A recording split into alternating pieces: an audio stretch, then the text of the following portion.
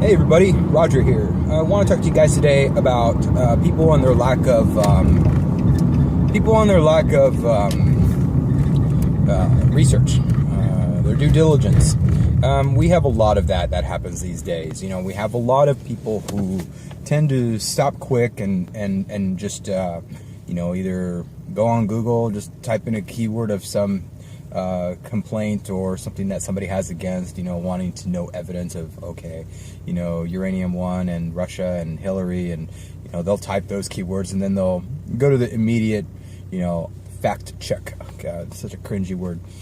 Site like Snopes and PolitiFact and, the ones that do have, an establishment bias to them. They will let that be their go-to. They will read, probably like skim through the lines and not even understand the article, but then just see fact or true or false, or the in-between, whatever that is, neutral or whatever. Anyways, my whole issue with this is that, people have the potential these days to be smart, to be understanding of their surroundings, to get a good grasp of things. But I'm going to say that the majority of people in the world would probably rather have utilized the resources that they have for, let's say, 90-95% entertainment and maybe 5-10% research. And these are the people that I'm complaining about right now, or actually just, exposing at this point. So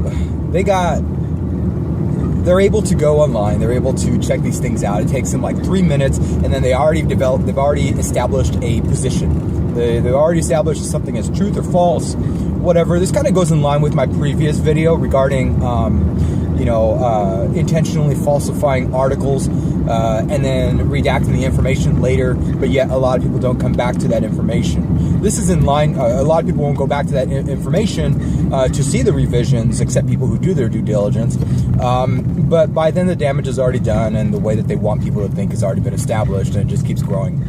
So it's a little bit of a virus. We understand society to the point that there's people in the world who like to half-ass it, and when they half-ass it, their opinions, whether we like them or not, matter to overall decisions that happen, overall opinions that happen, especially what we see in the United States right now.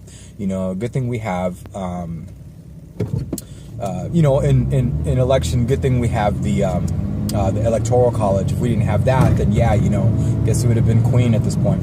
So anyways, where I'm going with all of this is we have a lot of people who do not have full, accurate information on any type of subjects, but would rather have biased opinions, research something for 3 to 5 minutes a day, call it quits, and then move on to playing a video game online or playing Candy Crush or whatever all that crap is. And those are the people who usually just don't really care, but they want their opinion to matter. They want their little understanding of talking points be an all-out display that to everyone that they know their shit, and they don't. Here's the thing, though: a lot of people have the capacity and the capability these days to not be dumb. Anybody, you can be. Okay, look, I am dealing with PCI right now, and I'm doing my due diligence by researching it. Am I a compliance officer? No. Am I anybody that's taking formal training in that? No. But I am doing my due diligence to try to find out as much about it, so that I can get the job done. There's a lot of people. Okay, and then it goes back again. There's another video out there. I'm gonna have to post the link, but I think it was Anthony Brian Logan or James Alsop who posted a video that there are some people now saying, oh yeah, it's Anthony Brian Logan, this redneck who moved from Kentucky or something, or Tennessee to Los Angeles, now has a video on, I forget the website, what it's called, ATTN:. Anyways, he has a video, and I'll put the link in the description below. That video to me serves as a great example of people trying to construe reality. Qualifications. Okay, so qualifications. He says basically that something like qualifications are biased. Anyways, let's go ahead and move on.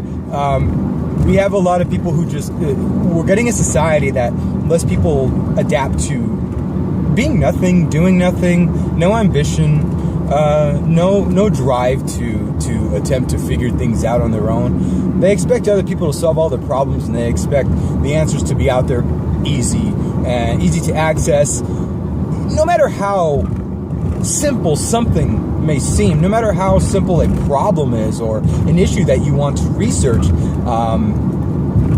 is, you can't just have a one-stop shop place that provides you with all that information. You can't. To rule out any bias, if you really want to know stuff, to rule out bias, you're going to have to research over and over and over again. Granted, I don't have a family. I live alone and I do my own thing, and so I'm able to research who, what, how, when, and however long I want to. So I have that luxury. Granted, there's a lot of people that don't, and I do think it's a bit of a disservice that a lot of people don't have access to this, information. The propaganda pieces that are out there are like put front and center for them to look at and make it seem like they're getting the accurate information. Why would the internet lie to me? It's the average person would think similar to that. I love the fact that I question everything. I even question myself sometimes. I've just had my last video. Somebody questioned me on something. I'm like, yeah, you got me. Good. It's all we can do is learn from those mistakes and learn from any issues that are presented to you. Again, it goes back to the ego. Ego kills your chance to move up, your chance to learn, your chance to improve yourself, your chance to give back to the world in a positive way.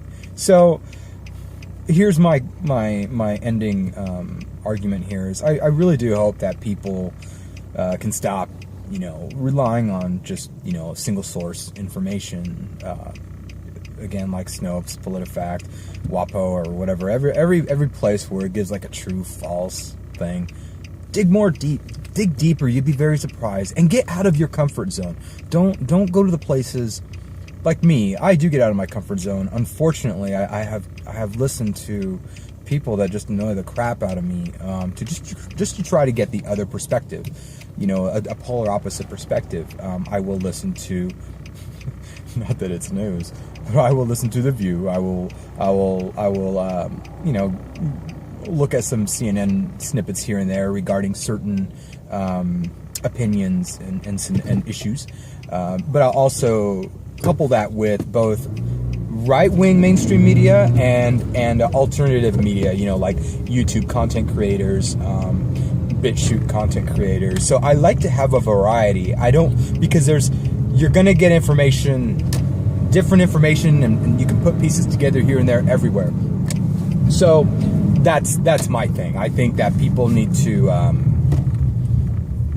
just get their act together. So what do you guys think? How do you research? I mean, do you do what I do? Do you like to go to multiple sources, and even if it's something totally against your belief system, that you're still willing to accept facts just because they don't hold to what you initially thought?